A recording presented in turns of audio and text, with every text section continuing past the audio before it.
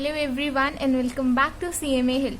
हमारी previous video में हम लोगों ने हमारे दो practical topic that is working capital management और क्रेडिट पॉलिसी का जो हमारे सारे क्वेश्चंस हैं और फॉर्मूलेज हैं उनसे रिलेटेड क्वेश्चंस हमने डिस्कस किए थे। हमारे दोनों टॉपिक कंप्लीट हो गए थे, तो अगर आप लोगों ने वो वीडियो नहीं देखे तो उसको चेक करो। In this video we are going to complete at this chapter with our further small topics। बहुत ही छोटे छोटे टॉपिक्स हैं, ज़्यादा कुछ नहीं है इन टॉपिक्स में। So let's get started। हमारा first topic we are going to discuss about inventory management। That is, see, inventory generally means what it says। Inventory management refers to an optimum investment in the inventory। हम हमारी inventory में कितनी investment कर रहे हैं generally refers to that. Management का मतलब क्या होता है? Whenever we have to decide how the things are suppose to be in the future and how we are going to manage the things at present, generally management refers to that thing. So inventory management is generally refers to the optimum investment, how much investment, the right amount of investment। Optimum means the right amount, neither too much, neither too less। Optimum amount of investment to be done in the inventory। It should neither be too low to affect the production adversely, nor too high to block the fund unnecessarily। Means the investment shall not be too low to affect the production adversely। Means if the investment in the inventory would be too less, that means it would affect your production capacity। Obviously whenever your investment in the inventory is going to be low, your production would reduce।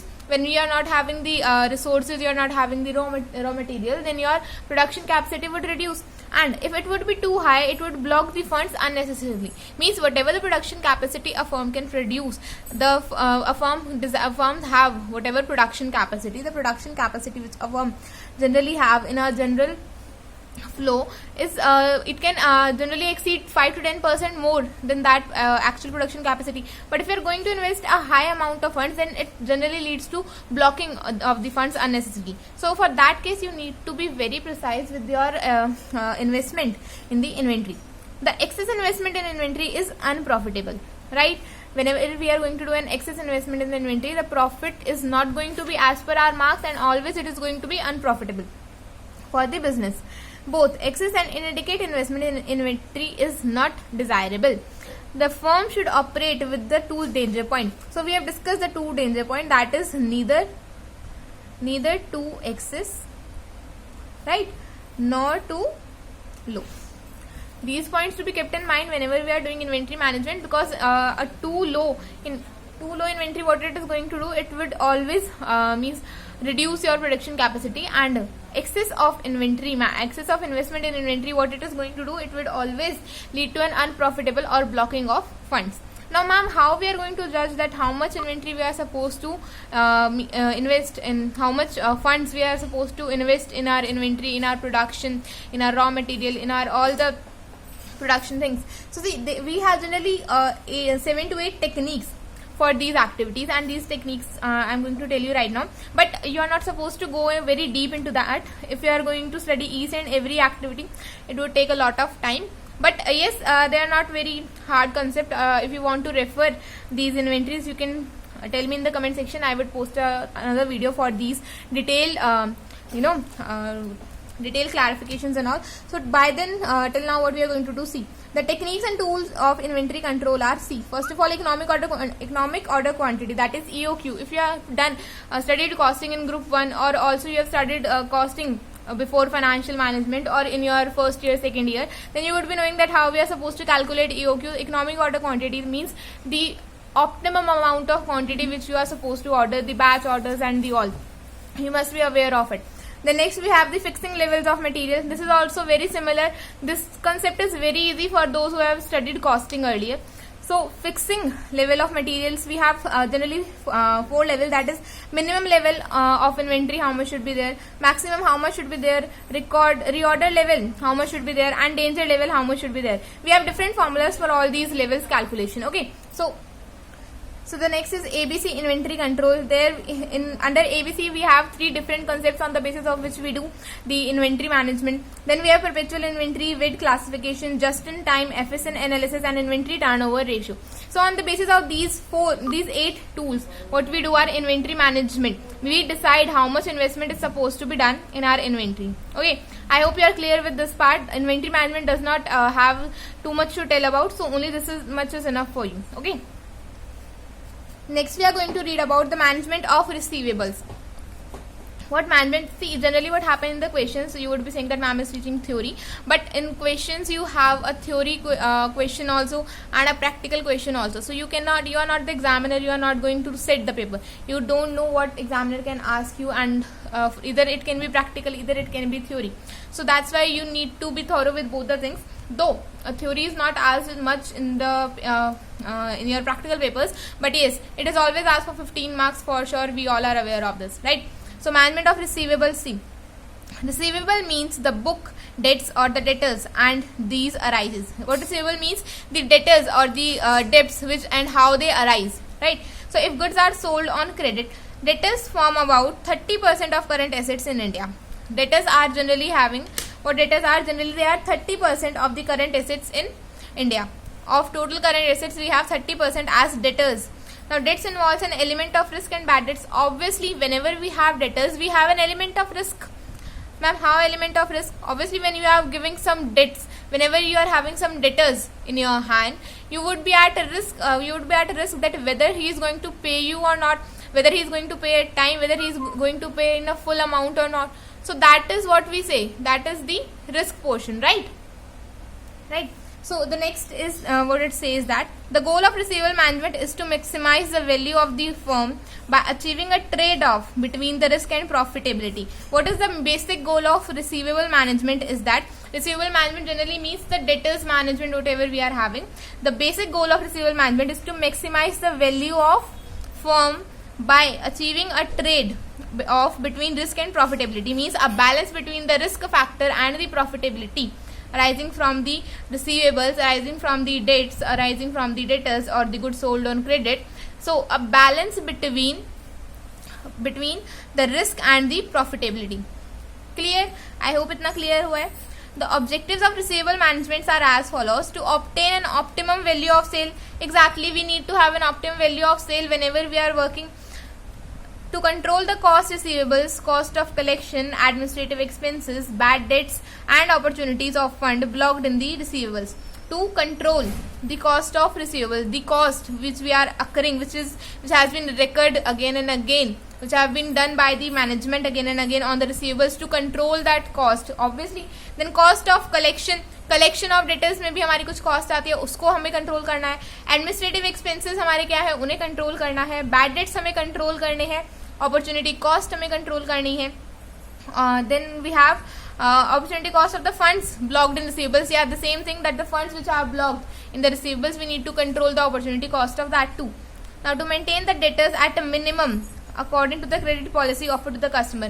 We did credit policy in our previous video, and we know, we are very much aware that how we are supposed to check the better credit policy. So in that case, we are going to set the credit policy, whichever the firm is setting the credit policy, and according to that we are supposed to maintain the debtors at a minimum according to that.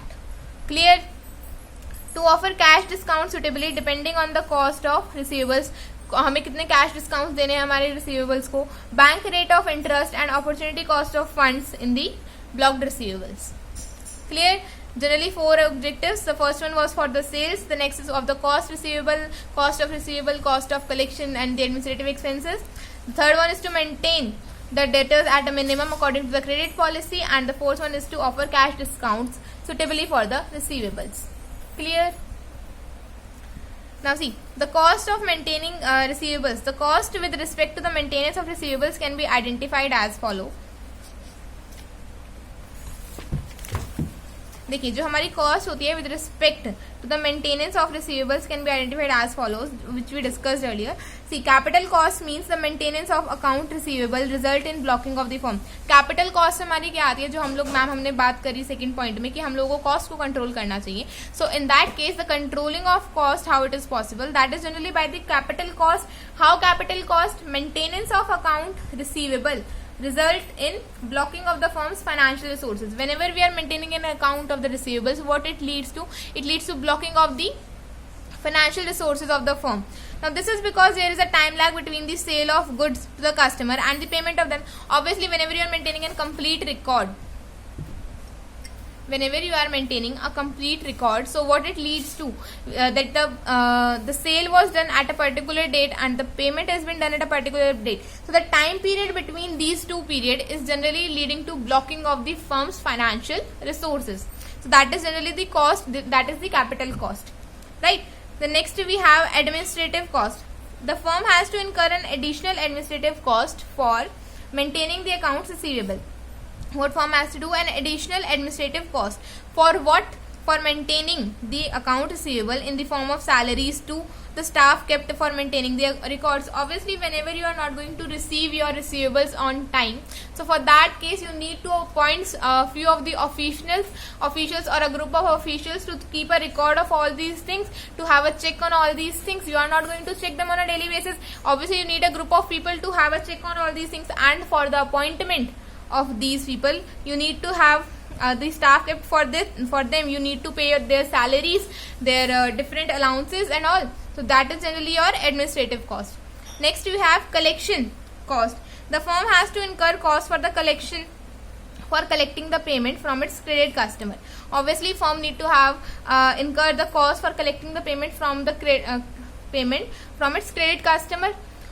Sometimes additional steps may have to be taken to recover the money. Obviously, when the customer is not ready to pay the money, you are the seller, you are the owner, you need to recover your money from your customer who has taken goods to you on debt.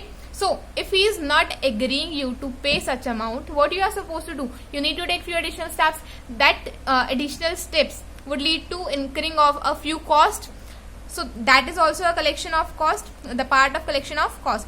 Defaulting cost. Sometime after making all serious efforts to collect the money from defaulting customer, the firm may not be able to recover. Okay ma'am, हम लोगों ने सारे steps करके देख लिए, but still the firm is not able to recover its cost or the overdues because of the inability of the customer.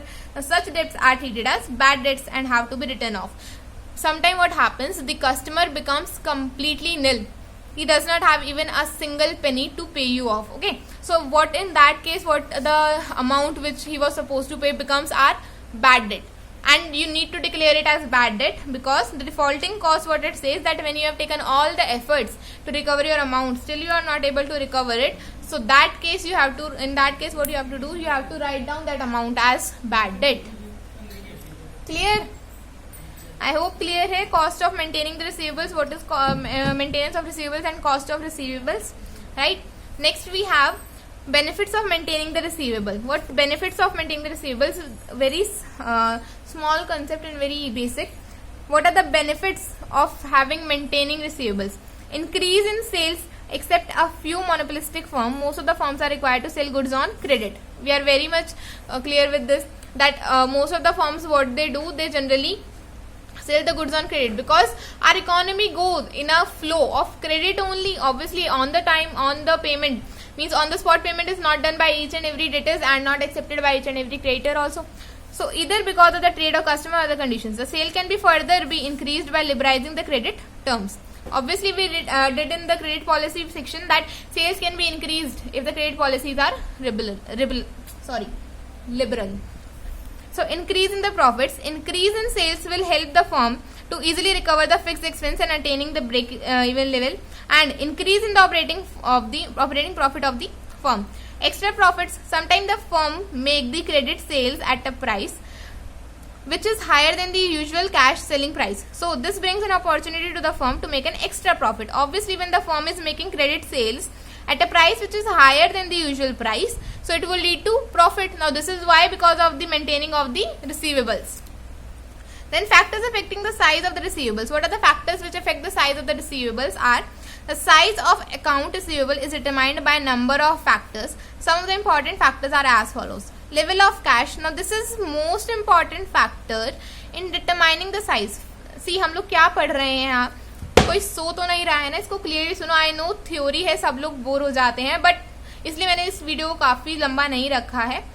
हम लोग इसको जल्दी से एंड करेंगे. C, factor affecting the size of receivables. Size हमें कितना रखना चाहिए रिसीवेबल्स का, उसको फैक्टर्स क्या अफेक्ट करने वाले हैं. लेवल ऑफ सेल हमारा पहला पॉइंट है. देखिए, the most important factor in determining the size of account receivable. Generally in the same industry, a firm have a large volume of sales will be having a large level of receivables. यहीं से समझ लो जितनी ज्यादा sales होंगी उतनी ज्यादा हमारे क्या होंगे, लेवल ऑफ रिसीवेबल्स हायर होगा। तो generally level of sales affect करता है। क्रेडिट पॉलिसीज का देखिए, determines the amount of risk the firm is willing to undertake in its sales activities, determine the your size of receivables, मतलब जितना ज्यादा आप लोग क्रेडिट पॉलिसी में रिस्क लेने वाले हो उतना ही ज्यादा आपका क्या होगा, जो आपकी सेल्स रिसीवेबल, जो आपकी रिसीवेबल्स है उनका साइज डिपेंड करेगा। रिस्क ज्यादा होगा तो ज्यादा साइज होगा, कम होगा तो कम होगा, right. Then trade off terms of trade, the size of receivable is also affected by the term of trade. How term of trade? The two important components of credit terms are the credit period and the cash discount. See, it also depends at whether the trade have been done at cash discount or credit period. Credit period have different aspects and cash discount have different aspects. Suppose the firm would be giving a cash discount on early payment or on the spot payment, cash discount, and credit period is generally your the time whichever been provided to you by the firm. तो basically in management of receivables आपको यहीं तक करने की जरूरत है, इससे ज्यादा करने की कुछ जरूरत नहीं है। हम लोगों ने इतना कवर कर लिया है कि हम लोग बेसिक तो नहीं, आप लोग काफी अच्छा ही लिख सकते हैं। इसमें हम लोगों ने 3 टॉपिक जो हमारे कवर करे, that is cost of maintaining the receivables, benefits of receivables and the factors affecting the receivables, right. I hope इतना सबको क्लियर है। सो विद दिस, अगर आपको वीडियो अच्छी लगी तो वीडियो को लाइक करें, सब्सक्राइब करें एंड शेयर करें, बिकॉज एक डाटा है जो कहता है कि मोस्टली वीडियोस अनसब्सक्राइब फॉलोअर्स, जिन्होंने वीडियो चैनल सब्सक्राइब नहीं करा है तो वो लोग ही देखते हैं। So please subscribe the video, obviously it will motivate me to make more videos for you guys. And till then, yes, keep watching and stay happy, stay safe. And with this, we have completed your first chapter of financial management. आप questions की practice करें और घर पे रहें, safe रहें। Thank you.